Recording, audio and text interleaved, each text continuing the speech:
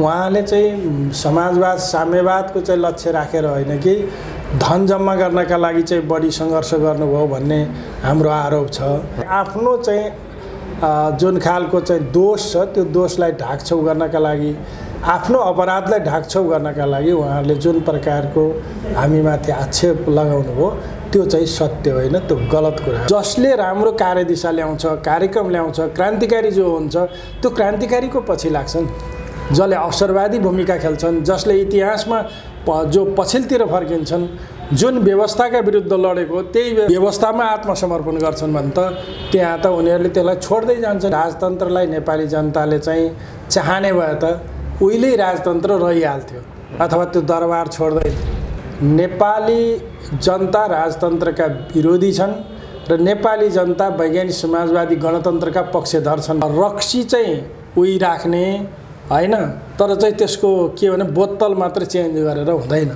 त्यहाँ रक्सी पनि बोतल पनि दुवै चेन्ज गर्नुपर्दछ। यो सरकार चाहिँ दलाल पुँजीवादी व्यवस्थाको प्रतिनिधित्व गर्ने सरकार हो। एउटा स्वतन्त्र सरकार, स्वाधीन सरकार बनाउनु पर्यो। विप्लवजीले क्रान्ति गर्नुहुन्छ भन्ने मलाई चाहिँ लागिसकेपछि मैले त्यहाँ पनि चाहिँ बढी मेहनत गरेर सहयोग गरेकै हुँ। तर उहाँ कस्तो हुँदो रहेछ भन्दाखेरि चाहिँ एकदमै भावना प्रधान भएको मान्छे छ। उहाँले कहिल्यै पनि विचार प्रधान बनाउनु भएन, राजनीति प्रधान बनाउनु भएन। त्यसले गर्दाखेरि चाहिँ भावनात्मक रूपमा भए पनि मलाई के लागेको थियो भने अलिकति राजनीतिक रूपमा उहाँ अगाडि हुनुहुन्छ भन्ने लागेको थियो। तर उहाँ अहिले आउँदाखेरि त राजनीतिक रूपमा पनि अगाडि हुन्न, विचारधारात्मक रूपमा त उहाँमा चाहिँ कमजोरी छँदै थिए। पार्टीबाट कयौँ इमान्दार साथीहरूलाई लखेटियो, त्यस्तै किसिमले सडक छाप बनाइयो त्यसलाई चाहिँ, र कयौँ चाहिँ जबसम्म मोर्चाका साथीहरूलाई शिकार बनाइयो, जसको परिणाम तपाईँ पत्रकारहरूले पनि आफ्नो ठाउँमा भोग्नुभयो।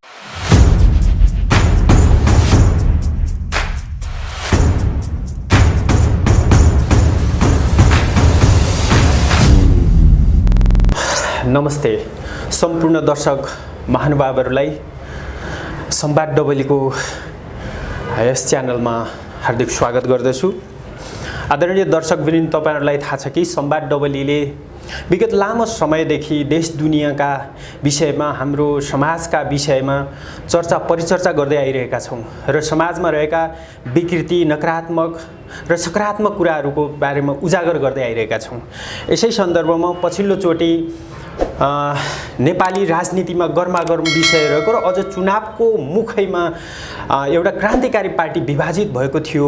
त्यो विप्लव नेतृत्व नेपाल कम्युनिस्ट पार्टी र नेपाली कम्युनिस्ट पार्टी विभाजित हुँदा देशमा राजनीतिक मोड फरक, कतिपय अवस्थामा फरक लिएको अवस्था पनि चर्चा परिचर्चा हुने गरेको छ। यसै सन्दर्भमा आज हामी तत्कालीन नेपाल कम्युनिस्ट पार्टी, जो विप्लव नेतृत्व नेपाल कम्युनिस्ट पार्टीका स्थायी समिति सदस्य र अहिले धेरै भएको छैन, भर्खरै नेपाल कम्युनिस्ट पार्टीले जुन तरिकाबाट देश र जनताका निम्ति र 10% जनयुद्धबाट अपुरो भएको क्रान्तिलाई पुरा गर्ने लक्ष्यसहित अगाडि बढेको विप्लव नेतृत्व पार्टी कता कता गलत बाटोमा गयो भन्ने आरोपसहित अहिले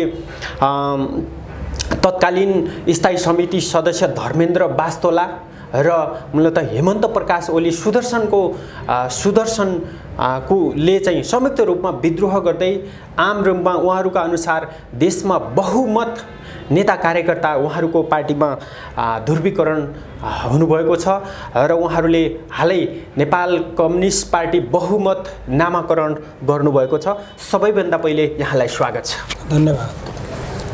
तपाईहरुले नेपाल कम्युनिस्ट पार्टी विप्लवको पनि पार्टी नेतृत्वको र प्रवक्ता जुन खड्गबहादुर विश्वकर्मा प्रकाण्डको पद खोज्नुभयो है। अब एउटा क्रान्तिकारी पार्टी निर्माण गरेर त्यसले चाहिँ नेपालमा वैज्ञानिक समाजवादी क्रान्ति गर्ने र त्यो वैज्ञानिक समाजवादी क्रान्तिका लागि चाहिँ एकीकृत जनक्रान्तिको माध्यमबाट अगाडि बढ्ने भन्ने जुन चाहिँ लक्ष्य उद्देश्य थियो, त्यो लक्ष्य उद्देश्य हेर्दाखेरि खाली चाहिँ देखाउने दाँत मात्रै देखा पर्यो र उहाँहरूको चाहिँ भित्री चाहिँ कुरा के देखा पर्यो भने कुनै न कुनै रूपमा चाहिँ सत्तामा पुग्ने मात्रै देखा पर्यो अथवा चाहिँ सरकारमा पुरानै सत्तामा पुग्ने स्थिति देखा परिसकेपछि र अहिले संसदीय निर्वाचन अन्तर्गतको स्थानीय चुनावमा उहाँहरूले भाग लिने नीति अपनाएपछि यो नीति संसदवादी नीति हो र यसबाट चाहिँ दुनियाँको मुक्ति हुन सक्दैन अथवा चाहिँ शोषित उत्पीडित नेपाली जनताहरूको मुक्ति हुन सक्दैन। त्यसकारणले यो पार्टी संसदीय व्यवस्थामा भाग लिने भन्ने निर्णय गरिसकेपछि यो चाहिँ मतलब विघटन हुन्छ र हामीले के भन्यौँ भने यतापट्टि नजाउँ, अहिले चाहिँ कुनै पनि हालतमा यो व्यवस्था अन्तर्गतको यो स्थानीय चुनावमा भाग लिन हुँदैन र पार्टीलाई निर्वाचन आयोगमा पनि दर्ता गर्न हुँदैन। अहिले हामीले गर्ने भनेको चाहिँ पार्टीलाई क्रान्तिकारी बनाएर अगाडि बढ्ने हो र चाहिँ निर्वाचनमा भाग नलिने र संसदीय व्यवस्थाको भण्डाफोर गर्ने कार्यक्रम नै हाम्रो महत्त्वपूर्ण कार्यक्रम हुन्छ भन्ने कुरा गरिसकेपछि उहाँहरूले त्यो कुरा मान्नु पनि भयो। तर त्यो कुरा चाहिँ मानेको 4 दिनभित्रै त्यसलाई उल्लङ्घन गर्नुभयो। स्वयं महासचिवले त्यसलाई उल्लङ्घन गर्नुभयो, स्वयं त्यति बेलाको तत्कालीन प्रवक्ताले उल्लङ्घन गर्नुभयो र त्यसको परिणामस्वरूप के भयो भने त्यो पार्टी फेरि विघटनको दिशामा गयो र हामीले पार्टी पुनर्गठनको प्रक्रियाबाट यहाँ आइपुगेका छौँ र यो अवस्थामा आइपुगेका छौँ। मैले सुरुमै तपाईँलाई जुन शब्द प्रयोग गरेँ, खोज्ने शब्द, वास्तवमा नेपालका कम्युनिस्ट पार्टीहरू, तपाईँहरूकै पार्टी पनि विप्लव नेतृत्वदेखि तपाईँहरूसम्म आइपुग्दाखेरि 14औं चोटि टुक्रा टुक्रा भएको छ। मतलब मूल रूपमा त तपाईँहरू आइसकेपछि त विभाजितको अर्थ छ। किन हो प्रचण्ड हुँदै यहाँसम्म त कयौँचोटि टुक्रित भयो र जब विद्रोह गरेको टिमले मूल नेतृत्वलाई कारबाही गरिएको अथवा उहाँहरूको पद चाहिँ खोसिएको भन्ने गर्छ।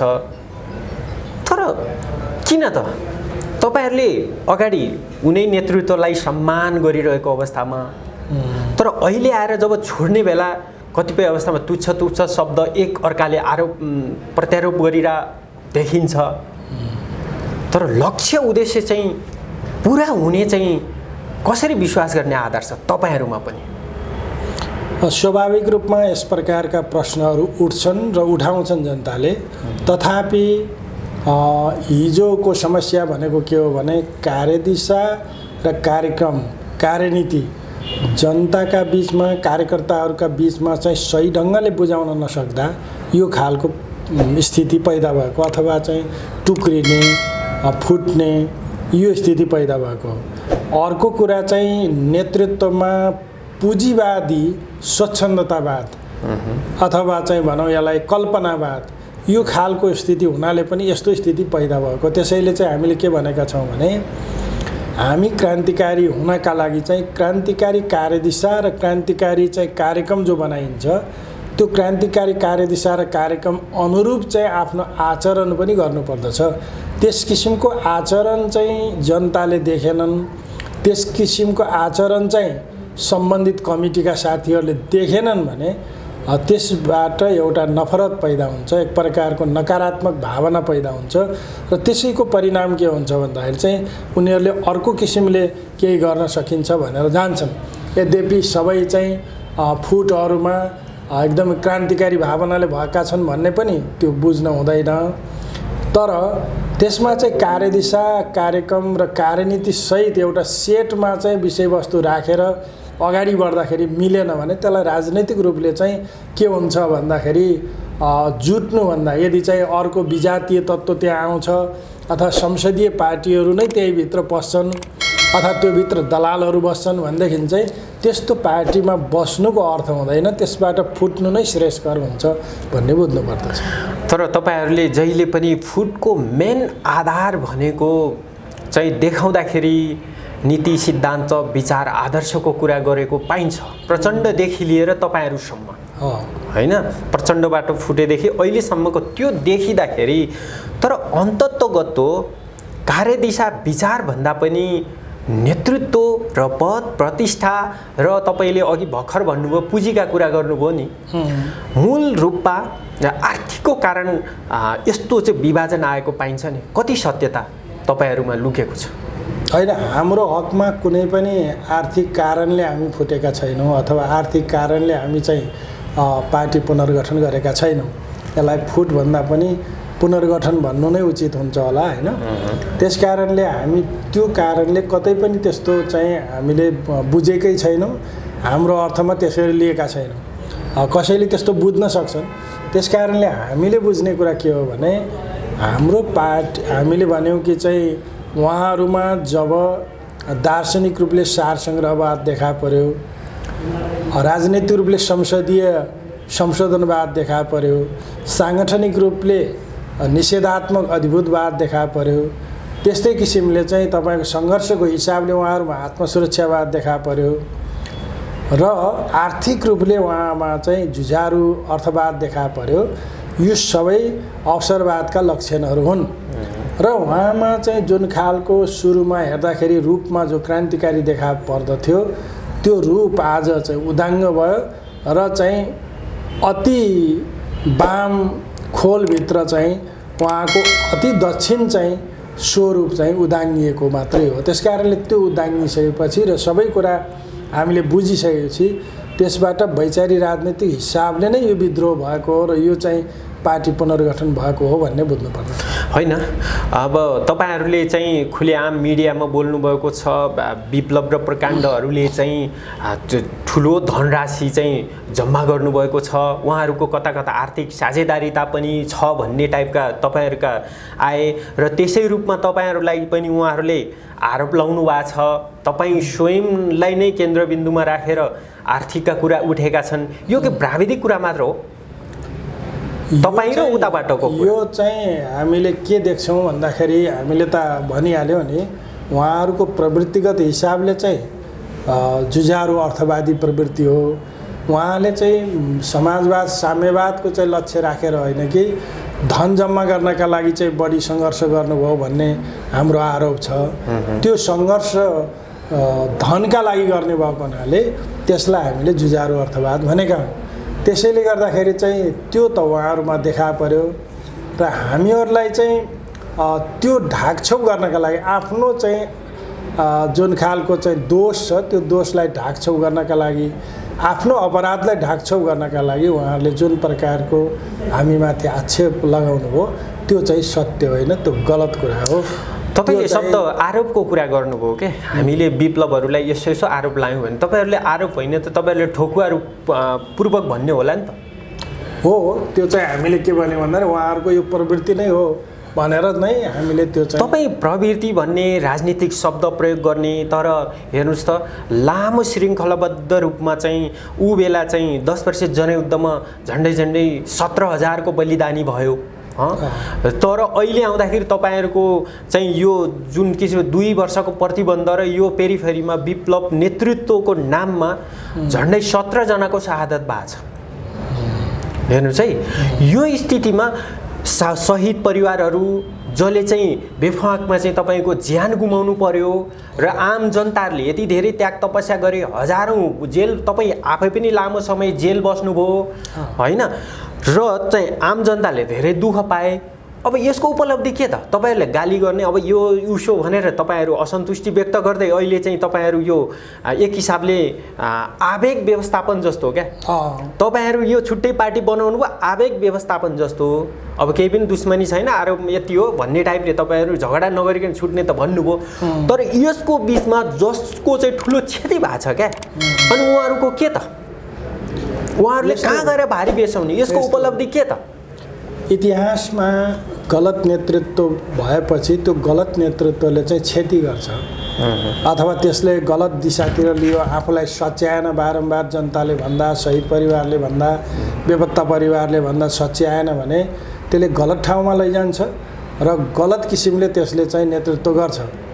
त्यसले गर्दाखेरि चाहिँ मलाई के लाग्छ भने यसमा हाम्रो चाहिँ जुन पुनर्गठन भएको छ यसमा चाहिँ शहीद परिवारहरूको पनि जो पछिल्लोचोटि शहादत प्राप्त गरे उहाँहरूको पनि ठुलो योगदान रहेको छ हाम्रो यो पुनर्गठनको प्रक्रियामा। उहाँहरूले पनि हामीलाई चाहिँ मतलब शहीद परिवारहरू, बेपत्ता परिवारहरू अथवा घाइते अपाङ्गहरूले के गरेका छन् भनेदेखि चाहिँ उनीहरूले त हिजो शहादत प्राप्त गर्नेहरूको आफ्नो चाहिँ ती परिवारहरूले त के गर्छन् भने आफ्ना छोराछोरीहरू जो सर्वोत्तम छोराछोरीहरू आन्दोलनमा गुमेका छन्, जनयुद्धमा गुमेका छन्, जनआन्दोलनमा गुमेका छन्, होइन, जनक्रान्तिमा गुमेका छन्, त्यसको सपना पुरा गर्नुहोस् भन्ने हुन्छ नि। त्यस कारण उनीहरूले त के गर्छन् भन्दाखेरि चाहिँ जसले राम्रो कार्यदिशा ल्याउँछ, कार्यक्रम ल्याउँछ, क्रान्तिकारी जो हुन्छ त्यो क्रान्तिकारीको पछि लाग्छन्। जसले अवसरवादी भूमिका खेल्छन्, जसले इतिहासमा जो पछिल्तिर फर्किन्छन्, जुन व्यवस्थाका विरुद्ध लडेको त्यही व्यवस्थामा आत्मसमर्पण गर्छन् भने त त्यहाँ त उनीहरूले त्यसलाई छोड्दै जान्छन्। यो त स्वाभाविक प्रक्रिया हो। त्यस कारणले हामीले के बुझ्नुपर्छ भन्दाखेरि चाहिँ यो हाम्रो आवेगको व्यवस्थापन होइन, हाम्रो त यो त विवेकको व्यवस्थापन हो। विवेकपूर्ण ढङ्गले अगाडि जाने बाटोको व्यवस्थापन हो बरु चाहिँ। आजभन्दा झन्डै 8 वर्ष अगाडि ठिक यही संवाद डबलीमै होइन विप्लवले चाहिँ अब वैद्यसँग यस झगडा नगरिकन सर्लक्क हामी मित्रवत तरिकाबाट सम्बन्ध विच्छेद गरेर क्रान्तिमा अगाडि लाग्ने भनेर भनेको र ठिक 8-9 वर्षको अन्तरालपछि तपाईँहरूले फेरि विप्लवसँग चाहिँ यो किसिमको कुनै नराखिकन अब उहाँले गर्न सक्नुभयो, हामी सम्बन्ध विच्छेद गर्छौँ भनेर आवेग होइन विवेकको भन्नुभएको छ होइन। हिजो विप्लवले विवेक भन्दै गर्दाखेरि के भयो, अब तपाईँहरू विवेक भन्दै हुनुहुन्छ, आदर्शको कुरा गर्दै हुनुहुन्छ, तर तपाईँहरू चाहिँ बार बार पछि पर्नुभयो नि। तपाईँमा त होल माओवादी मुभमेन्ट के भन्नुहुन्छ यसलाई? होइन, यस्तो हो, हामी चाहिँ पछि परेका छैनौँ। हामी इतिहासको चाहिँ अग्रगामी कदमलाई नै समात्दै गएका छौँ, अथवा वस्तुगत संसार चाहिँ जता गइरहेको छ हामी त्यतै गइरहेको। त्यसलाई नाप्ने केले? त्यसलाई नाप्ने भनेको त्यसलाई चाहिँ हाम्रो आचरणले, हाम्रो व्यवहारले नै हो।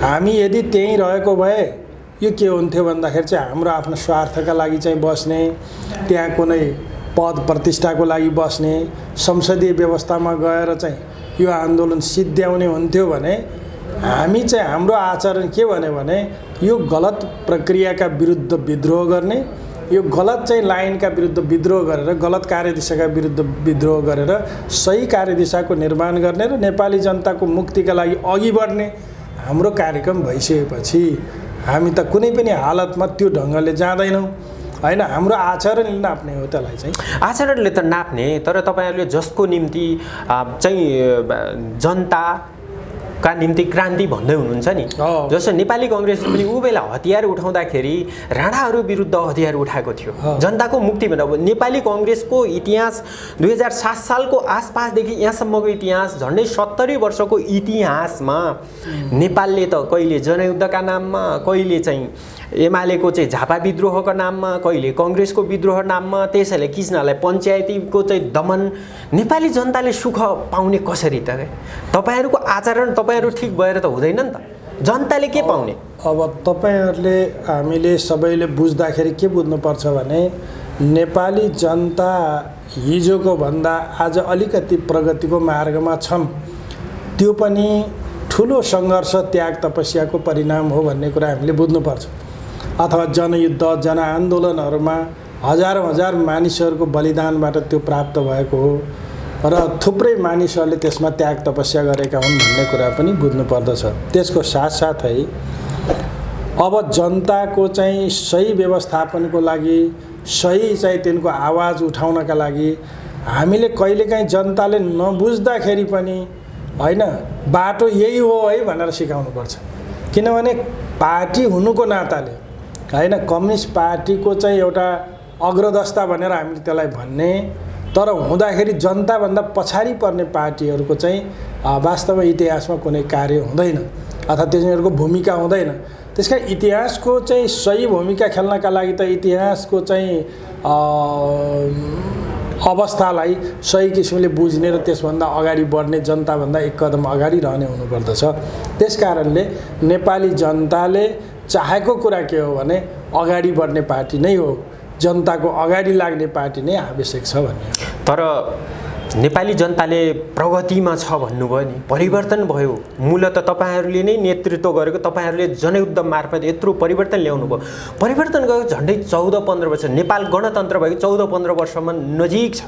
तर 14-15 वर्ष 2 दशक नपुग्दै नेपाली जनताहरू फेरि पुरानो व्यवस्था राज संस्था राजा आऊ देश बचाऊ यी सब पार्टी फेल खाए। यिनीहरूले केही गरेनन्। एकजना राजाको ठाउँमा 100 जना राजाहरू आए।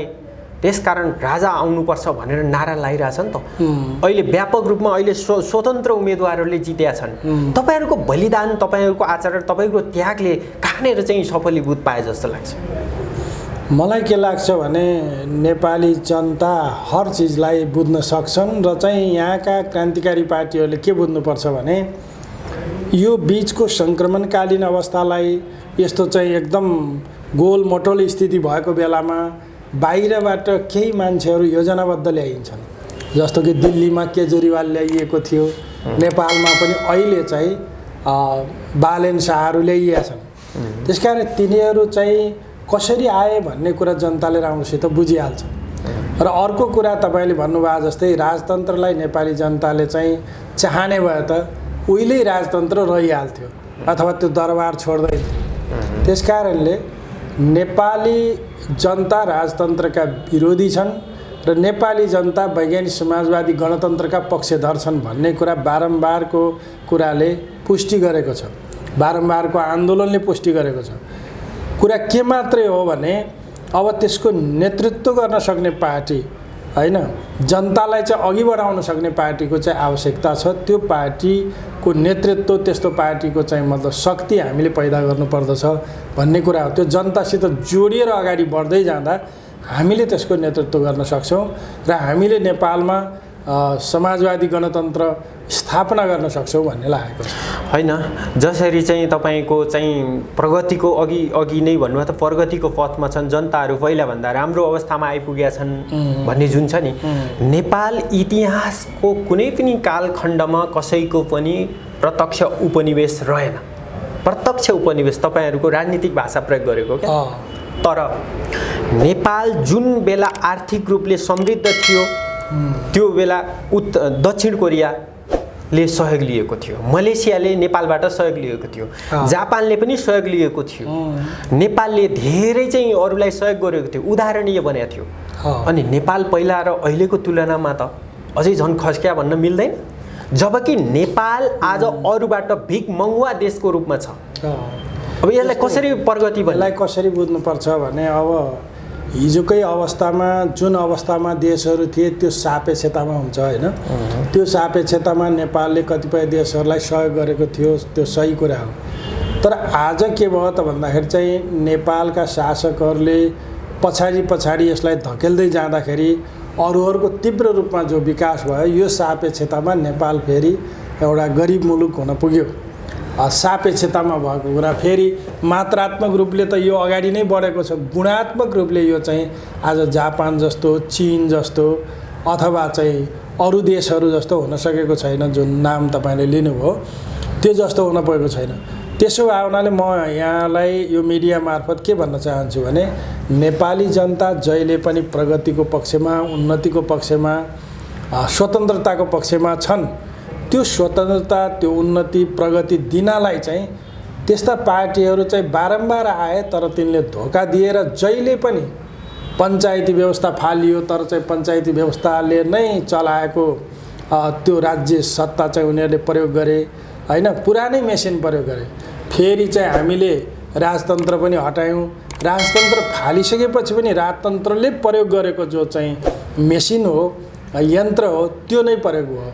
त्यसकारणले यन्त्र उही राख्ने अथवा चाहिँ रक्सी चाहिँ उही राख्ने हैन, तर चाहिँ त्यसको के भने बोतल मात्र चेन्ज गरेर हुँदैन। त्यहाँ रक्सी पनि बोतल पनि दुवै चेन्ज गर्नुपर्दछ अथवा राज्य सत्ता पुरै चेन्ज गरेर त्यसको ठाउँमा अर्को राज्य सत्ता चाहिँ मतलब स्थापित नगरुन्जेलसम्म यो चाहिँ हविगत जनताले बेहोर्नु पर्ने हुन्छ। त्यही कुरा हामीले बुझाउन सकेका छैनौँ। त्यो किन बुझाउन सकेका छैनौँ भने हाम्रा अग्रजहरूले नै त्यस्तो भ्रम सिर्जना गरे। जस्तो कि चाहिँ प्रचण्डले जसरी लिनुभयो त्यसमा पनि उहाँले भ्रम सिर्जना गर्नुभयो। फेरि उही ठाउँमा पुग्नुभयो, जुन व्यवस्थाका विरुद्ध हामीले त्यत्रो लडाइँ लडेका थियौँ त्यहीँ पुग्नुभयो। फेरि अहिले हाम्रो चाहिँ हामीले हिजो चाहिँ एक किसिमले नेता बनायौँ हैन, विप्लवजीहरूले, उहाँहरूले पनि त्यही बाटो लिनुभयो। त्यो सबै भ्रमहरू फिजिँदै गएपछि यहाँ चाहिँ क्रान्तिकारीहरूको आवाज चाहिँ अलिकति मधुरो भएको छ। अब त्यसलाई बुलन्द आवाज बनाएर त्यसलाई अझै चाहिँ चर्को आवाज बनाएर हामी जनताले सुन्ने, दुनियाँले सुन्ने गरी। मलाई के लाग्छ भने तपाईँले अहिले रक्सी उही पुरानै बोतल नयाँ भन्दै गर्दाखेरि नि तपाईँहरूको यही शब्द चाहिँ यही भाषा सापट्टि लिँदाखेरि तपाईँहरूका भाषा बोली पनि ठ्याक्कै त्यहीसँग तुलना गरे जस्तो नेकपा बहुमत बनाउनु भएको छ तर भाषा त उही बोलिराख्नु भएको छ। मैले भन्न खोजेको के हो भन्दाखेरि पार्टी फुट्दा नयाँ बनाउँदाखेरि पुरानो आफ्ना सहयात्रीलाई गाली गर्ने अथवा उहाँहरूलाई विभिन्न आरोपहरूले आफू चोखो हुन खोज्ने बोतल नयाँ बनाउनु भयो नि त। तर त्योभन्दा यो कुरा चाहिँ बाट फरक छ। उहाँहरूको यो विगतको श्रृङ्खलाको कारण हामी यो र हामी उहाँहरूभन्दा यो पृथक हो भनेर जनतालाई प्रष्ट देखिने यो शब्दजाल होइन है। जस्तो शब्दहरूका जुन छ नि नबुझ्ने भाषाहरू प्रष्ट ढङ्गबाट तपाईँहरूमा चाहिँ के छ त त्यो बताइदिनुहोस्। पहिलो कुरा त हामीले के बुझ्न जरुरी छ भने उहाँहरूले जुन चाहिँ कार्यक्रमका रूपमा वैज्ञानिक समाजवादी कार्यक्रम लिनुभएको थियो त्यसअनुसारको कार्यदिशा बनाउनु भएन। त्यसैले हामीले उहाँहरूलाई आरोप मात्र लगाएर राजनीतिक आरोप हो हाम्रो त, गाली होइन त्यो होइन। संशोधनवादी भन्ने होइन, अब सार सङ्ग्रहवादी भन्ने अथवा चाहिँ अर्थवादी भन्ने यी चाहिँ गाली होइन। यिनीहरू त राजनैतिक प्रवृत्तिहरूको प्रतिनिधित्व गर्ने शब्दहरू हुन्। त्यो त नगरिकन रोग यस्तो लाग्यो त भन्नु पऱ्यो नि होइन। त्यसकारण रोगको चाहिँ निदान गर्दा डायग्नोसिस गर्दाखेरि यो क्यान्सर हो कि यो चाहिँ मधुमेह हो कि यो के हो भनेर त डाक्टरले त पत्ता लगाउँछ।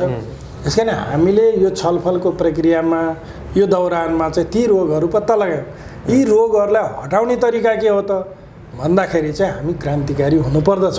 क्रान्तिकारी हुने भनेको के हो भने हामी वैज्ञानिक समाजवादको लक्ष्यमा स्पष्ट हुनुपर्छ, त्यहाँ जानुपर्छ है। हामी कतै पनि संसदीय व्यवस्थामा अल्मलिन हुँदैन भन्ने पहिलो कुरा भयो।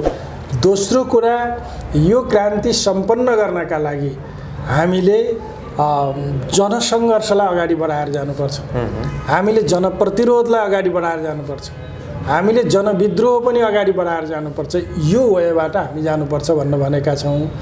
तेस्रो कुरा, हामीले यो व्यवस्थाको यो चाहिँ अहिलेको चाहिँ मतलब तत्कालीन जो चाहिँ राज्य यन्त्र छ यसको यो सरकार छ, यो सरकारको पनि विकल्प दिनुपर्दछ। त्यो भनेको हामीले के भनेको छौँ भने यो सरकार पराधीन छ, यो सरकार चाहिँ मतलब औपनिवेशिक एउटा भरोसामा बाँचेको छ, यो सरकार चाहिँ दलाल पुँजीवादी व्यवस्थाको प्रतिनिधित्व गर्ने सरकार हो। त्यसो भए हुनाले यस्तो सरकार भएको अवस्थामा हामीले चाहिँ अहिले तत्कालका लागि दिने नारा के हो त भन्दाखेरि चाहिँ स्वाधीन संयुक्त सरकारको नारा हो। त्यसकारण एउटा स्वतन्त्र सरकार, स्वाधीन सरकार बनाउनु पर्यो। यहाँ त बाहिरबाट सञ्चालित चाहिँ छन् सबै, आफूले केही पनि गर्न सक्दैनन् होइन। मैले चाहिँ एमसिसी चाहिँ पास गराउन भन्दै पनि चाहिँ अरूको आदेशमा गर्नुपर्ने हुन्छ। यस्तो भए त चाहिँ पराधीन भइहाल्यो यस्तो सरकारको चाहिँ। त्यस कारणले मैले भने नि, मैले यो सेटमा सोध्नु पर्यो। हामीले भन्यौँ हाम्रो कार्यदिशा, हाम्रो कार्यक्रम भनेको चाहिँ जनवादी क्रान्तिको कार्यभार सहितको वैज्ञानिक समाजवाद हो। हाम्रो चाहिँ बाटो भनेको के हो भने जनसङ्घर्षको बाटो हो होइन, जनप्रतिरोधको बाटो हो होइन। दुश्मन त तपाईँको चाहिँ त्यहाँ जनसङ्घर्ष गर्दै जाँदाखेरि चाहिँ त्यहाँ अर्को लिएर आउँछ, बल लिएर आउँछ, त्यसको प्रतिरोध गर्नुपर्छ, त्यसबाट एउटा विद्रोह जन्मन्छ। र त्यस्तै किसिमले हामीले अहिले तत्कालका लागि फेरि चाहिँ त्यो एउटा प्रक्रिया बाँकी रहँदै पनि अहिले चाहिँ फेरि विकल्प हामीले दिनुपर्छ। त्यसो भए यो सरकार पराधीन छ भने, यो सरकार नवौपनिवेशिक तरिकाले चलेको छ भने, यो दलाल पुँजीवादी संसदीय व्यवस्था हो भने यसको विकल्प के हो त भन्दाखेरि यसको विकल्प स्वाधीन संयुक्त सरकार हो भनेर हामीले जो दिएका छौँ त्यो सेटमा हाम्रो छ। त्यसको साथसाथै हामीले के प्रोग्राम बनाएका छौँ भने यो संसदीय व्यवस्थाको अन्त गर्नुपर्दछ, राजनैतिक स्थिरता कायम गर्नुपर्दछ। राजनैतिक स्थिरताका लागि चाहिँ हामीलाई तपाईँ कार्यकारी व्यवस्थापिका र न्यायपालिका सबै जनताबाट चुनिएको हुनुपर्दछ। त्यसपछि गएर चाहिँ हामीले सामाजिक रूपान्तरणको प्रक्रिया अगाडि बढाउनुपर्छ। हामीले चाहिँ शान्ति, समृद्धि र स्वाधीन देश बनाउनुपर्छ भनेर चाहिँ जो यो के अरे स्वाधीन संयुक्त सरकारको नारा लिएका छौँ अथवा चाहिँ यो कार्यनीति लिएका छौँ, यसबाट अन्ततः वैज्ञानिक समाजवादी गणतन्त्र नेपालको स्थापना हुन्छ भनेर यो विचारमा स्पष्ट गरिसकेपछि अब यसलाई जनताका बिचमा हामीले बुझाउँछौँ, हामी छलफल गर्छौँ र यसरी तपाईँले स्वाधीन संयुक्त सरकारको जुन कुरा गरिराख्नु भएको छ यो अहिले तत्कालको हो कि पछि तपाईँहरूले सत्तामा आफू सहितको कुरा होइन? यो अहिले त हामी के हो भन्दाखेरि चाहिँ स्वाधीन संयुक्त सरकारको नारा अहिलेको सरकारको विकल्प हो, जो पराधीन सरकार छ भन्ने हाम्रो यही सिस्टममा बसेर हो कि तपाईँहरूले यो सिस्टममा नबस्ने हो? हामीले अर्को सिस्टमको कुरा गऱ्यौँ नि, जस्तो कि चाहिँ हाम्रो शासकीय स्वरूप यसमा के हुन्छ त भन्दाखेरि यसमा चाहिँ हामीले के भन्यो भने यो सरकार अन्तर्गत शासकीय स्वरूप भनेको चाहिँ निर्वाचित कार्यकारी हुन्छ, निर्वाचित न्यायपालिका हुन्छ, निर्वाचित तपाईँको चाहिँ यो व्यवस्थापिका हुन्छ। यस किसिमले हामी जान्छौँ। त्यो तपाईँहरूको दीर्घकालीन बाटो अन्तर्गत यो सरकार हाम्रो स्वाधीन संयुक्त सरकार छैन अहिले, यो छैन त्यसमा चाहिँ हामी जान्छौँ। अब त्यो त भयो तपाईँहरूको आफ्नो कुरा, तर तपाईँहरू भर्खरै आलो नै छ। सो तपाईँहरूले चाहिँ पार्टी पुनर्गठन भन्दै हुनुहुन्छ, तपाईँहरूले नामै बहुमत राख्नुभयो। 72 जना केन्द्रीय सदस्य र केन्द्रीय सल्लाहकारहरूमध्ये त्यहाँ 45 जनाले प्रष्ट रूपमा चाहिँ विप्लवजीले प्रस्तुत गरेको चुनाव प्रयोगको कार्यदिशाका विपक्षमा आफ्नो विचार प्रकट गर्नुभएको थियो। त्यो प्रकट गर्नुभएको थियो र ती विचार प्रकट त्यो चाहिँ हाम्रो के त्यसलाई के भनेका छौँ भने आइडियोलोजिकल सुप्रिमेसी हो यो चाहिँ, अथवा विचारधारात्मक सर्वोच्चता हो। यो विचारधारात्मक सर्वोच्चता हाम्रो उसमा छ। त्यस कारणले त्यहाँ कति मान्छे हुन्छन्, के मान्छे हुन्छन् त्यसको अर्थ त्यहाँ लाग्दैन। हामीले कोही मर्न सक्छ भोलि बिहान होइन, त्यसमध्ये चाहिँ विचार प्रकट गरेका मान्छे मध्ये पनि। त्यस कारणले हामीले के भनेका छौँ भने यो विचारधारात्मक सर्वोच्चता हो। यही विचारधारात्मक सर्वोच्चताका आधारमा नै हाम्रो पार्टीको नाम बहुमत भएको हो। आखिर लेनिनले पनि चाहिँ त्यही कुरा लागू गर्नुभएको थियो। त्यसो भए हुनाले उहाँहरूले त्यो पार्टीको नाम बोल्सेविक राख्नुभएको थियो। जो अल्पमतमा थिए तिनको नाम चाहिँ मेन्सेविक राखिएको थियो। त्यसैले यो चाहिँ प्रक्रियामा हामी जाँदाखेरि हाम्रो चाहिँ बहुमत हुनुको कारण यो विचारधारात्मक सर्वोच्चताको कारणले हो भन्ने बुझ्नु पर्दछ। त्यसरी बहुमत हो तपाईँहरूको केन्द्रीय, अथवा यसलाई चाहिँ रसियन भाषामा भन्दाखेरि यो बोल्सेविक हो। ठिक छ, तर तपाईँहरूको आउँदाखेरि त अहिले तपाईँहरूको प्रत्यक्ष गर्दा 8-9 जनाभन्दा बढी त केन्द्रीय सदस्य त आएनन्। त्यो पनि गलत कुरा हो होइन। हामी कति आए के गरे भन्ने कुराको डाटा चाहिँ हाम्रो भविष्यमा हुँदै गर्ला होइन। किनभने कयौँ साथीहरू, धेरै जसो साथीहरू बिचमै हुनुहुन्छ होइन, त्यहाँ पनि अहिले सङ्घर्ष गरिराख्नु भएको छ। त्यस कारणले हामीले के बुझ्नुपर्छ भने यहाँ यति आयो उति आयो भन्दा पनि हामीले के बुझ्नुपर्छ भने यो विचारधाराको सर्वोच्चताको नेतृत्व हामीले गरेका छौँ होइन। उहाँहरूले चाहिँ अवसरवादको नेतृत्व गर्नुभएको छ अथवा मेन्सेविजमको नेतृत्व गर्नुभएको छ होइन, अथवा अल्पमतको नेतृत्व गर्नुभएको छ त्यहाँ। किनभने उहाँहरूको पक्षमा प्रष्ट बोलेका त 12 जना मात्रै हो होइन, अरू केही बिचमा छन्। त्यस कारणले हामीले यो ढङ्गले चाहिँ बुझ्नु जरुरी छ। तपाईँहरूले चाहिँ हामी सुन्ने गर्थ्यौँ, मिडियामा आउने गर्थ्यौँ, विशेष गरेर कतिपय रूपमा हामी आफै पनि प्रत्यक्षदर्शी छौँ। वास्तवमा त्यहाँ चाहिँ तपाईँहरू नेताहरूकै टसलले यहाँ पुर्यायो भन्ने पनि छन् कि होइन? हाम्रो नेतृत्वको कुनै टसलको विषय भएन। मैले चाहिँ थबाङ महाधिवेशनमा के भनेका थिएँ भने मलाई मेरो बारेमा उहाँहरूले त्यति बेला चाहिँ राम्रै कुरा गर्नुभएको थियो। तपाईँ चाहिँ मतलब सिनियर पनि हो, ज्येष्ठ पनि हो, त्यस कारणले गर्दाखेरि चाहिँ त्यो अर्थमा तपाईँले हामीलाई चाहिँ यहाँ महत्त्वपूर्ण चाहिँ मतलब योगदान गरेर जानुपर्दछ र कसरी गरौँ भन्ने पनि थियो। मैले उहाँहरूलाई के भनेको थिएँ भने सिनियर जुनियरको अर्थ हुँदैन होइन। इतिहासमा तपाईँहरूले जुन खालको विद्रोह गर्नुभएको छ होइन, इतिहासमा जुन खालको चाहिँ विद्रोह गर्नुभएको छ त्यो विद्रोह नै प्रमुख कुरा हो। त्यसैले गर्दाखेरि चाहिँ तपाईँले त्यहाँबाट नै ज्येष्ठता हासिल गर्नुभएको छ। रुसमा लेनिनभन्दा सिनियर चाहिँ प्लेखानोभ थिए होइन, तर प्लेखानोभले क्रान्ति गरेनन् होइन, जुनियर लेनिनले नै गरे। त्यस कारणले भोलि तपाईँहरूले लिड गरेर चाहिँ त्यो गर्न सक्नुहुन्छ। त्यस कारणले मैले के भनेको थिएँ भने त्यहाँ सिनियर जुनियरको हिसाब नगरौँ, रेभोल्युसन कसरी गर्ने हो त्यतापट्टि सोचौँ र यो प्रक्रियामा मैले पनि रेभोल्युसनका लागि योगदान गर्ने ठाउँमा राख्नुहोस्, त्यति भए पुग्छ। कहाँ बस्ने के गर्ने यो चाहिँ मतलब पद प्रतिष्ठाको मलाई महत्त्व छैन भनेर मैले त्यही नै गरेको थिएँ नि।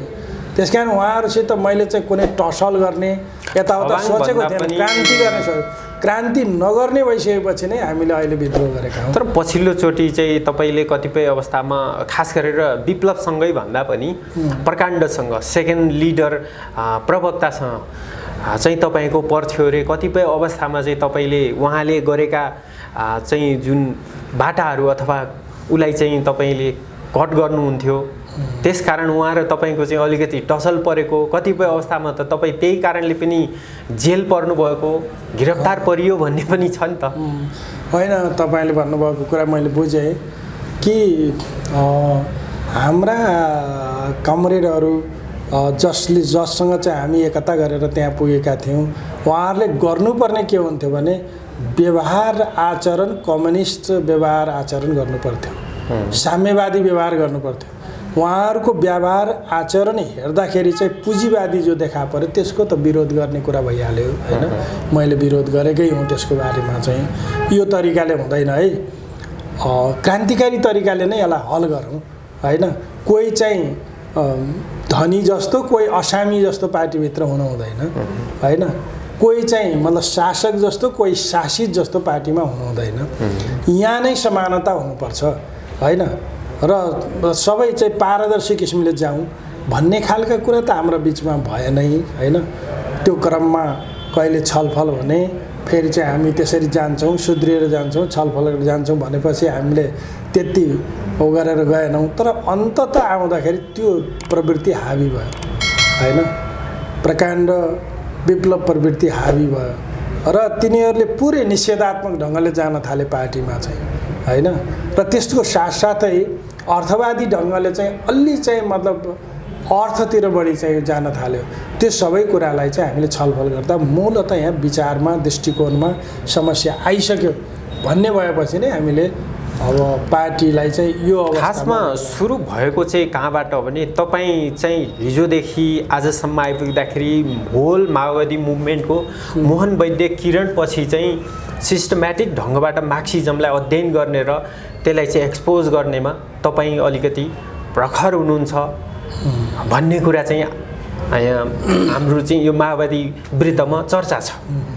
तपाईले प्रचण्डलाई चाहिँ त्यतिखेरको विचार सिद्धान्तमा चाहिँ तपाईले समृद्ध नजिकबाट सहयोग गर्नुभयो। त्यसै गरी पछिल्लोचोटि विप्लवकोमा आइसकेपछि विप्लवसँग सहकार्य गरिसकेपछि अझ प्रकाण्डभन्दा तपाईँ विप्लवसँग नजिक भएको कारण प्रकाण्ड त्यहाँबाट चिडिएर त्यहाँभित्र पनि सुरु भयो भन्छन् नि। तपाईँ कति स्वीकार्नुहुन्छ?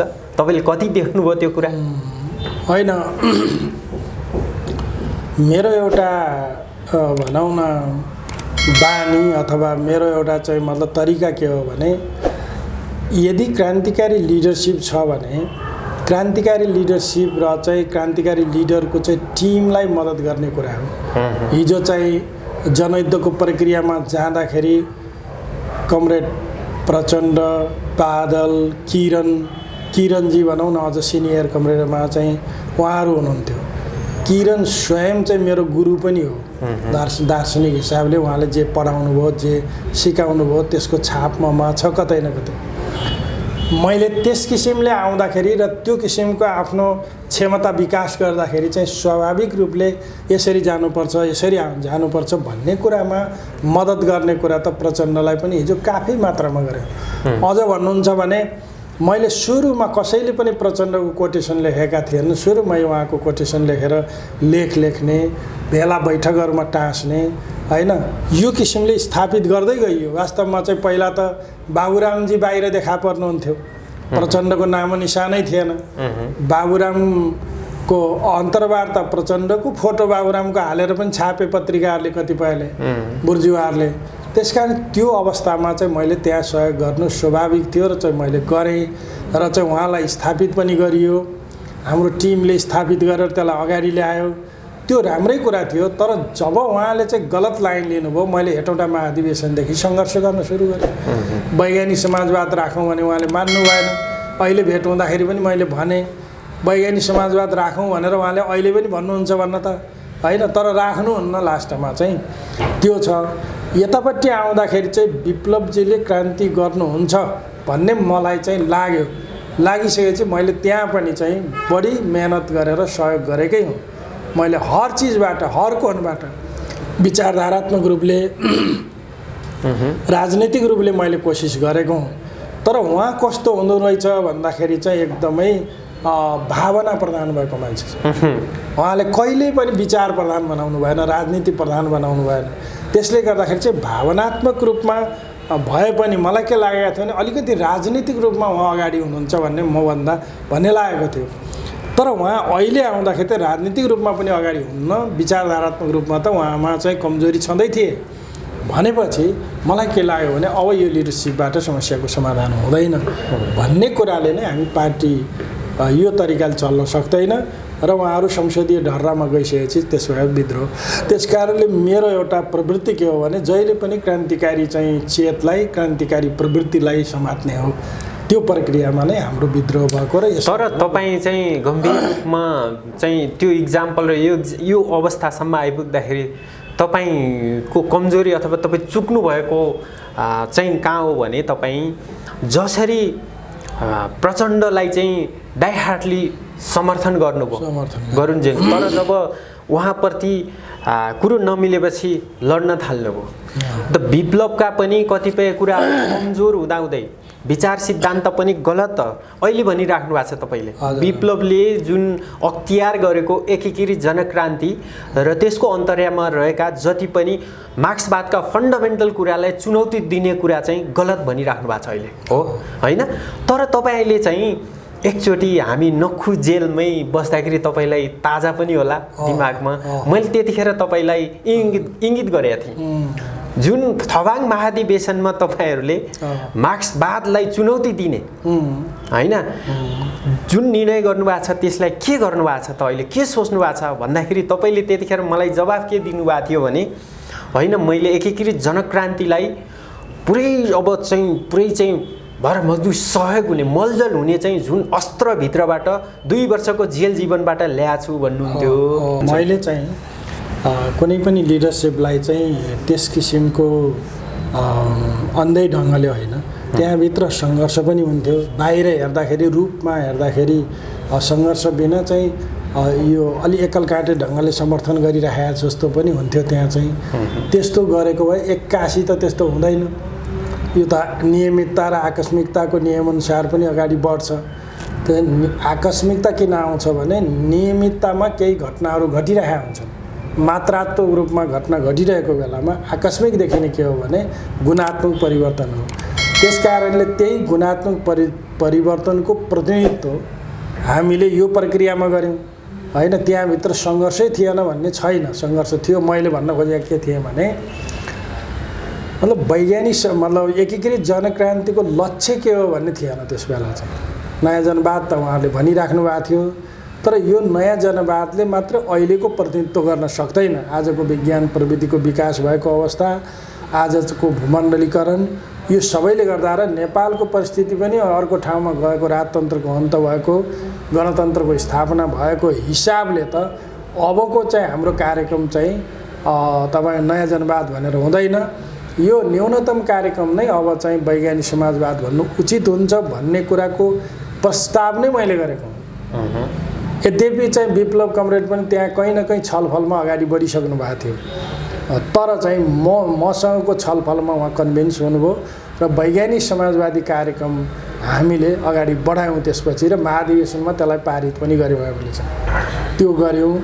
त्यसको साथसाथै एकीकृत जनक्रान्तिलाई पनि वैज्ञानिक रूपले कसरी चाहिँ मतलब अगाडि लाने, यो कार्यदिशालाई, यसको चाहिँ मतलब आधारहरू के हुन् भनेर नयाँ आधारहरू खोज्ने र यसका चरणहरू के हुन सक्छन्, स्टेपहरू के हुन सक्छ, स्टेपहरू खोज्ने, यसका चाहिँ मतलब दुश्मन र मित्रहरू को हुन् भनेर त्यसलाई नयाँ किसिमले परिभाषित गर्ने काम चाहिँ मैले नै दुःख गरेको हुँ त्यहाँ चाहिँ। र आज पनि एकीकृत जनक्रान्ति भन्ने शब्दावली पदावली चाहिँ गलत छैन, तर त्यसलाई व्याख्या गर्ने रूपमा उहाँहरूले सार सङ्ग्रहवादी बनाउनु भयो, त्यसको विरोध हो हाम्रो चाहिँ। त्यस कारणले मैले के हो भन्दा चाहिँ कार्यदिशामै हाम्रो छलफल भइरहेको छ, कार्यदिशामै हाम्रो नमिलेको कुरा हो। त्यस कारणले अन्धसमर्थन या चाहिँ अन्धविरोध चाहिँ हाम्रो होइन भन्ने कुरा म स्पष्ट गर्न चाहन्छु। यहाँनिर कसरी तपाईँको कुरामा चाहिँ हामीले फोकस गरेको हो भन्दाखेरि तपाईँले थवाङ महाधिवेशनमा तपाईँले अहिले भनिराख्नु भएको छ मार्क्सवादका दुई विपरीत बिचको एकत्व नै द्वन्द्ववाद हो भन्ने कुरा नै जो विप्लवले चाहिँ नयाँ ल्याउनु भएको छ नि त, त्यसको काउन्टरमा ल्याउनु भएको छ नि त, गलत हो भन्ने टाइपले ल्याउनु भएको छ नि त। त्यो लगायतका दुई चारवटा कुराहरू जुन मार्क्सवादका आधारभूत चाहिँ कुराहरूलाई चाहिँ उहाँले चेन्ज गर्नुभएको छ होइन, त्यो कुरामा चाहिँ तपाईँले पनि समर्थन गर्नुभयो नि त थवाङमा। हो, त्यसमा मैले समर्थन, जस्तो कि चाहिँ उहाँले दुई लाइन सङ्घर्ष एकैचोटि हुँदैन, दुई लाइन सङ्घर्ष त त्यहाँ हुन्छ पार्टीभित्र, तर त्यो दुई लाइन सङ्घर्ष सुरुमा अन्तरसङ्घर्षकै रूपमा हुन्छ भन्ने कुरामा आउँदाखेरि र पार्टी विपरीतहरूको एकत्व भन्दाखेरि कस्तो हो भने थाई विरोधी र थाई चाहिँ समर्थक जस्तो त्यहाँ भइरहने भए त्यहाँभित्र।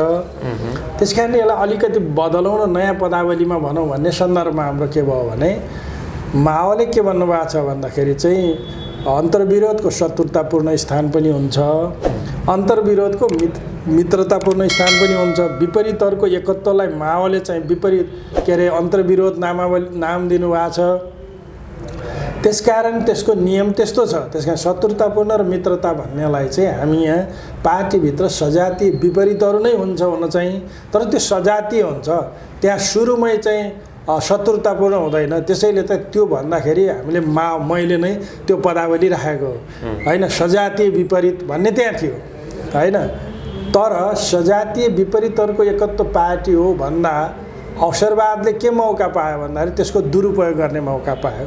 सजातीय विपरीत भन्ने चाहिँ गलत थिएन, त्यो चाहिँ त्यसलाई दुरुपयोग गर्ने मौका पाएर सजातीय भनेको चाहिँ आफूसँग मिल्ने, विजातीय भनेको चाहिँ आफूसँग नमिल्ने अर्थ लगायो त्यसले चाहिँ, जसले गर्दाखेरि पार्टी विघटनको स्थितिमा गयो, पार्टीबाट कयौँ इमान्दार साथीहरूलाई लखेटियो, त्यस्तै किसिम सडक छाप बनाइयो त्यसलाई चाहिँ, र कयौँ चाहिँ जबसम्म मोर्चाका साथीहरूलाई शिकार बनाइयो, जसको परिणाम तपाईँ पत्रकारहरूले पनि आफ्नो ठाउँमा भोग्नुभयो।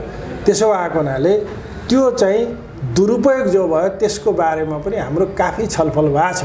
खास गरी म जेलबाट आइसकेपछि त म लगातार लडिरहेको छु, बरु साथीहरूले कतिपयले बुझेनन् भन्ने मलाई लाग्छ।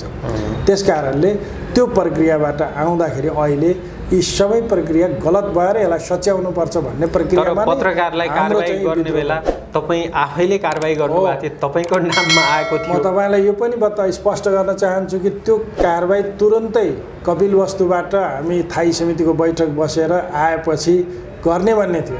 त्यस कारण उहाँहरूको के रहन्छ भन्दाखेरि कुनै घटना सुन्यो भने होइन, पत्रकारकै विषयमा पनि त्यो घटना सुन्नुभयो र एक्सन लिइहाल्नु।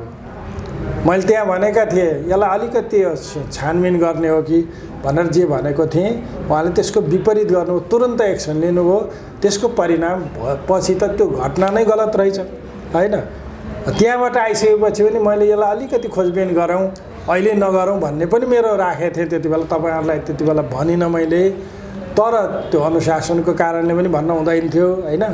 तर अन्ततः साथीहरूले चाहिँ गएन वक्तव्य भनेर बारम्बार भन्ने र म मध्य कमानको इन्चार्ज भयो हुनाले तपाईँहरू पनि आफ्नो यहाँको अवस्थामा यो अन्तर्गत रहने भयो हुनाले त्यो जिम्मेवारीका हैसियतले पनि मैले गर्नु पर्यो। तर पछि चाहिँ मलाई के लाग्यो भन्दाखेरि चाहिँ यो कहीँ न कहीँ मैले त्यहाँ नै विद्रोह गर्नुपर्थ्यो, यो हुँदैन भन्न सक्नुपर्थ्यो भन्ने फेरि आफ्नो चाहिँ पक्षबाट रियलाइज पनि त्यो गरेको छु। एउटा पत्रकार मात्रै धेरै जबजलाई चाहिँ बिना छानबिन नै कारबाही गरियो, धमाधम प्रेस विज्ञप्ति मार्फत चाहिँ चरित्र हत्या गर्ने काम भयो। र त्यति मात्र भएन कि कुमार पौडेलका जुन परिवार शहीद परिवारहरू विरुद्धमा पनि पार्टीले सिधा शहीद परिवार विरुद्ध पनि विज्ञप्ति जारी गर्नुलाई तपाईँहरूले अहिले तपाईँको नजरबाट हेर्दाखेरि के के भन्नुहुन्छ? होइन, कुमार पौडेलकै बारेमा पनि त्यहाँ कयौँ कुराहरू आएका छन्, त्यसको छानबिन गर्न आवश्यक हुन्छ। तत्काल धेरै नबोलेको भए नि हुन्थ्यो भन्ने मलाई लाग्छ होइन। मैले कुमार पौडेलको बुवासित पनि भेटेको छु, उहाँको चाहिँ परिवारसँग, उहाँको श्रीमतीसँग पनि भेटेको छु होइन। त्यहाँ परिवारका सदस्यहरूलाई भेट्दाखेरि उहाँको दिदीहरूलाई पनि भेटेको छु, बहिनीहरूलाई पनि भेटेको। उहाँहरूलाई भेट्दाखेरि के लाग्छ भन्दाखेरि चाहिँ त्यहाँ कुनै न कुनै रूपमा कसैले चाहिँ भूमिका खेलेको छ र त्यसमा चाहिँ पार्टीभित्रका कुनै न कुनै पक्षबाट त्यसमा चाहिँ कमजोरी भएको छ भन्ने त्यहाँ देखिन्छ। तथापि अहिले आएर चाहिँ फेरि उहाँको जीवन सङ्गिनीलाई नै उहाँले चाहिँ मतलब चुनावमा उठाउनु भयो र त्यहाँ त्यो बिजोग, हरिबिजोग, कन्तबिजोग चाहिँ त्यहाँ बिहोर्नु पर्यो। त्यो वास्तवमा शहीदहरूलाई बेइज्जत गरेको कुरा हो। त्यो कुरा त्यो परिवारले पनि बुझ्नुपर्दछ र समग्र शहीद परिवारले पनि बुझ्नुपर्छ जस्तो लाग्छ। यस्तो दुरुपयोग गर्न हुँदैन। त्यस कारणले हामीले के बुझ्नुपर्छ भने ती कदमहरू, ती भनाइहरू, प्रेस विज्ञप्तिहरू, विभिन्न चाहिँ साथीहरूलाई लगाएका चार्जहरू, फेसबुकबाट गर्ने कारबाहीहरू, यो प्रक्रिया नै नमिलेका कुरा हो। कम्तीमा कोही साथीमाथि डाउट भयो भने त्यो साथीलाई स्पष्टीकरण लिनुपर्दछ। मार्क्सवादी अध्येताहरूले विप्लव र प्रकाण्डहरू त न्यूनतम रूपमा पनि मार्क्सवादलाई अध्ययन नगरेको मान्छेहरू रहेछन् भन्ने आरोप लागेको पाइयो नि। यो के पुष्टि हुन्छ? यो सही कुरा हो कि मार्क्सवादको आधारभूत सिद्धान्त र प्रक्रियाहरू चाहिँ नबुझेको ठहर हुन्छ होइन। किनभने हाम्रो के हुन्छ भने सुरुमै त्यसलाई कारबाही गरेर फाल्ने नै हुँदैन। पहिलो कुरा त उनीहरूलाई ल्याएर छलफल गर्ने, यो कुरा के हो भन्ने, त्यसलाई अलिक बुझ्ने, रहस्यमय भयो भने त्यसमा चाहिँ एउटा आयोगहरू बनाउने, त्यसबाट छानबिन गर्ने, छानबिनको परिणाम स्वरूप कारबाही गर्ने हो। अथवा त्यो कारबाही पनि स्तर हुन्छ, नसिहत हुन्छ, चेतावनी हुन्छ, त्यसपछि पार्टीबाट निष्कासन हुन्छ, निलम्बन हुन्छ। ती कुराहरू केही पनि नगरेर एकैचोटि पार्टीबाट निष्कासन गरिदिने, पार्टी सदस्यता नै जिन्दगीभरिको खाइदिने, यो खालको चाहिँ जो निषेधवादी प्रवृत्ति देखा पर्यो, त्यो प्रवृत्तिलाई नै हामीले निषेधात्मक अधियुद्धवादी भनेका छौँ। अहिले शहीद परिवारहरू, जेलमा भएका तपाईहरुका सहयोद्धा साथीहरूलाई निकाल्नको निम्ति भनेर तपाईहरु बहुमत पार्टीले चाहिँ तपाईहरुले एउटा छुट्टै कमिटी पनि गठन गर्नुभयो हैन। तपाईहरुले यसो हेर्दाखेरि जुन लिगेसी कसले लिने भन्ने प्रतिस्पर्धा जस्तो देखियो नि। एकातिर प्रकाण्ड जाने हैन। हाम्रो यस्तो हो, हामीले के ठान्छौँ भन्दाखेरि उहाँहरूको लिगेसी सिद्धियो। उहाँहरू चाहिँ संसदीय व्यवस्थाको चाहिँ पुरै व्यवस्थाको अपोजिसनमा उहाँले नेतृत्व गर्नुभएको थियो विप्लवजीले। आज त अपोजिसन होइन नि, अब त त्यो सरकारको विपक्षी जस्तो मात्रै हो। त्यसो के तपाईहरु धान्न सक्नुहुन्छ, ठेक्न सक्नुहुन्छ, विपक्षी जस्तो मात्रै हो। त्यसकारणले हामीले के गर्यो भने हाम्रो मेरै नेतृत्वमा वार्ता टोली पनि बनेको छ हैन। त्यो वार्ता टोलीले नै सरकारसँग कुराकानी गर्छ हैन। सरकारले कुन स्थितिमा 3 बुँदे सहमति गरेको हामीले त्यति बेला बुझेको त चाहिँ मतलब राजबन्दीहरूको रिहाई गर्ने र झुट्टा मुद्दाहरू खारेज गर्ने, त्यसपछि चाहिँ 1 नम्बर बुँदामा जाने, वार्ता र संवादबाट समस्याको समाधान गर्ने जो भनिएको थियो। अब त्यो सबै चाहिँ कहीँ पनि लागू नभएको स्थितिमा चाहिँ हामीले नयाँ ढङ्गले सोच्नुपर्छ र राजबन्दीहरूको रिहाई र झुट्टा मुद्दा खारेजीको लागि चाहिँ हामीले नयाँ प्रक्रिया रिकग्नाइज गर्छ राज्यले, रिकग्नाइज गर्नुपर्छ र त्यो त गर्ने कुरा भइहाल्यो। किनभने हामी बहुमत छौँ हैन, हाम्रो पार्टी नै त्यो लिगेसी प्राप्त गरेको छ। त्यसकारणले उहाँहरू त अब चाहिँ सत्ता पक्षीय हुनुभयो नि त। त्यसकारणले उहाँहरूले सत्ता पक्षकै कुरा सुन्ने होला नि त। फेरि यता कता तपाईहरु वैद्यसँग एकता गर्न जाँदै हुनुहुन्छ रे, विप्लवहरू एमालेसँग जाँदै हुनुहुन्छ रे। हैन, त्यो त तपाईको चाहिँ जुन क्रान्तिकारीहरूले सत्ता पक्षसित सहमति गरेका हुन्छन्, उहाँहरू सत्ता पक्षको भइसकेपछि त उहाँहरूले यताबाट गर्न मिल्दैन नि। उहाँले त त्यही सत्ताकै पक्षमा लिनुहुन्छ, निकाल्ने ननिकाल्ने भन्ने विषयमा उहाँहरूले छलफल गर्नुहुन्छ।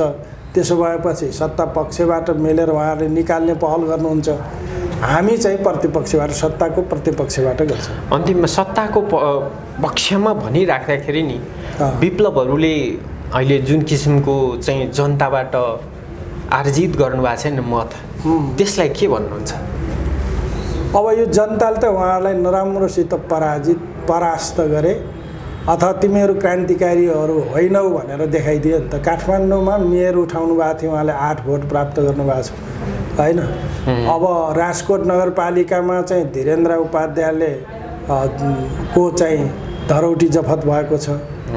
विप्लवजीकै गृहनगरमा चाहिँ तपाईँको भेषराज भुषाल केन्द्रीय सदस्य हो, उहाँले पनि चाहिँ उहाँको पनि धरौटी जफत भएको छ। यो हिसाबले हेर्दाखेरि र कोही पनि केन्द्रीय सदस्यले नजित्ने भनेको, कोही पनि केन्द्रीय सदस्यले जसले चाहिँ त्यहाँ चुनावमा गए एउटा त आफ्नै वेट घटाए होइन। केन्द्रीय सदस्य एउटा नगरपालिकामा एउटा गाउँपालिकामा जान हुँदैन थियो। दोस्रो कुरा के गरे त भन्दाखेरि चाहिँ उनीहरू त्यहाँ गइसकेपछि जनताले चाहिँ नङ्ग्याइदिए। यही परिणाम भोग्नुभयो उहाँहरूले। र हिजो वैद्यलाई चाहिँ हेरेर जसरी उहाँहरूले चाहिँ हँसी मजाक गर्नुहुन्थ्यो, आज त्योभन्दा पनि तल्लो दर्जाको हँसी मजाक उहाँहरूको हुँदैछ। हस्, यहाँको लागि यहाँसम्म चाहिँ आफ्नो अमूल्य समय कार्यव्यस्तताको बावजुद पनि हामीसँग अन्तर्वार्तामा छलफलमा आउनुभयो, यसका लागि धन्यवाद। धन्यवाद।